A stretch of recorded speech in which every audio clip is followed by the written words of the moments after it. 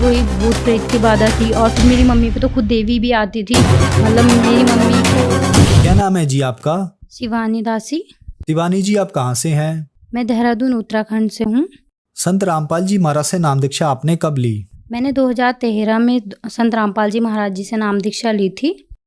शिवानी जी, आपने क्या क्या भक्ति साधनाएं की हैं? हम लोग बाल योगेश्वर जी के सत्संग में जुड़े हुए थे बचपन से ही। मतलब जब फैमिली जुड़ी रहती है, 18 साल हमने बाल योगेश्वर जी के सत्संग में अपने बिताए। वहाँ पर हमने भक्ति की, जो भी वो भक्ति देते थे, और वही देवी देवता और पूजा वो सब किया हमने, पर हमें कोई भी लाभ नहीं हुए उससे। बाल योगेश्वर जी के सत्संग में हम 18 साल जुड़े रहे। तो फिर आप संत रामपाल जी महाराज जी की शरण में कैसे आई?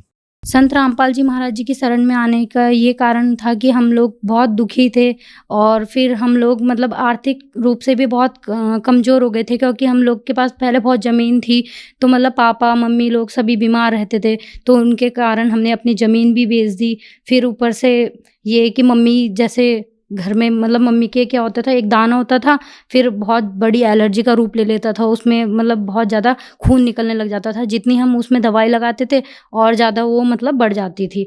तो इसलिए फिर हम संत रामपाल जी महाराज जी की शरण में जुड़े। और मेरे पापा का है कि वो बहुत दारू पीते थे, नशा भी करते थे, और फिर उनको थोड़ा भूत प्रेत की भी बाधा का कारण था। उनको मतलब भूत प्रेत की बाधा लगी हुई थी थोड़ा, तो इस कारण से भी हम जुड़े। और थोड़ा हमने ज्ञान को भी समझा। जैसे संत रामपाल जी महाराज जी का सत्संग में टीवी में सत्संग आता है साधना चैनल में, तो हमने वो देखा, तो हमें थोड़ा समझ आया, तो हम संत रामपाल जी महाराज जी की शरण में आए और हमने नाम दीक्षा ली। संत रामपाल जी महाराज से नाम दीक्षा लेने के बाद क्या आपको लाभ भी मिले? संत रामपाल जी महाराज जी की शरण में आने से पहले हमें बहुत दुखी थे, और यहाँ पर आने के बाद हमें वही लाभ मिले जो बता रही हूँ। मम्मी को वो बीमारी हो गई थी, जो मतलब दाने होते थे और वह एलर्जी का रूप ले लेते थे, और तो फिर वो ठीक हुआ मम्मी को सोराइसिस टाइप की वो एलर्जी हो गई थी। मतलब उसमें क्या होता था, मतलब खून निकलता था और उसमें ऐसे जकड़न जैसी होती थी और पपड़ी लग जाती थी, और मतलब उसको हल्का सा खुजाने में ही खून निकलने लग जाता था। तो और हम यहाँ मतलब देहरादून के अच्छे अच्छे डॉक्टर्स में हर जगह हम गए, उसके कारण हमने अपनी ज़मीन तक बेच दी। मतलब मम्मी की दवाई, मतलब बीमारी ठीक हो जाए जिससे, और मतलब बहुत हमने कोशिश की, और जितने झाड़ फूक यहाँ पर जितना सब कुछ होता है वो सब कुछ हमने किया, पर फिर भी ठीक नहीं हुआ। और फिर पापा का भी वही भूत प्रेत की बाधा थी। और फिर मेरी मम्मी पे तो खुद देवी भी आती थी। मतलब मेरी मम्मी को बोलते हैं ना नंदा देवी, वो आती थी और खुद मतलब लोगों का तो बता देती थी कि हाँ तुम्हें ये बीमारी हुई है, ठीक हो जाएगी, वो हो जाएगी, पर अपना ही बीमारी मतलब बीमारी रहती थी दिन भर। मतलब कभी कभी तो मतलब ऐसा रहता था, बुखार में पड़ी है तो लेटी है, बीमारी है, मतलब ऐसा हो जाता था मम्मी को। तो मतलब अब हमने संत रामपाल जी महाराज जी की शरण में आने से हमारी मम्मी की भी तबीयत ठीक हो गई।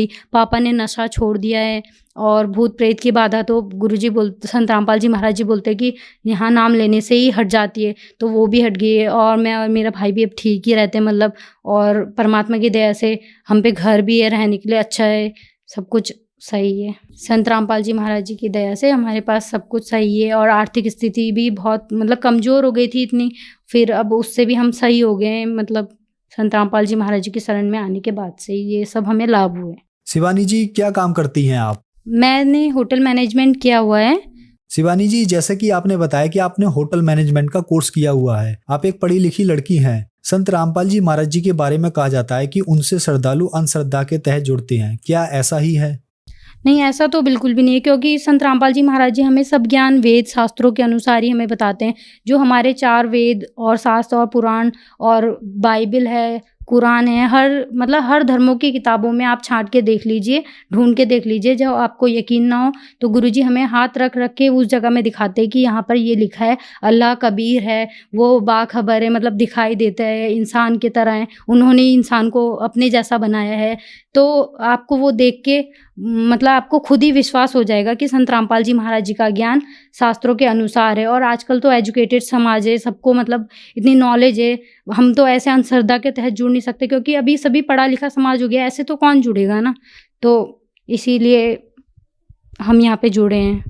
शिवानी जी, आपने बताया कि आप बाल योगेश्वर जी से 18 साल जुड़ी रहीं। आज टीवी पर लाखों दर्शक आपको देख रहे हैं, तो जो बाल योगेश्वर जी के शिष्य हैं उनके लिए खास आप क्या कहना चाहेंगी? उनके लिए यही कहेंगे कि मतलब उस भक्ति को छोड़ के यहाँ पर आ जाइए, क्योंकि यहाँ पे शास्त्रों के अनुसार भक्ति बताई जाती है।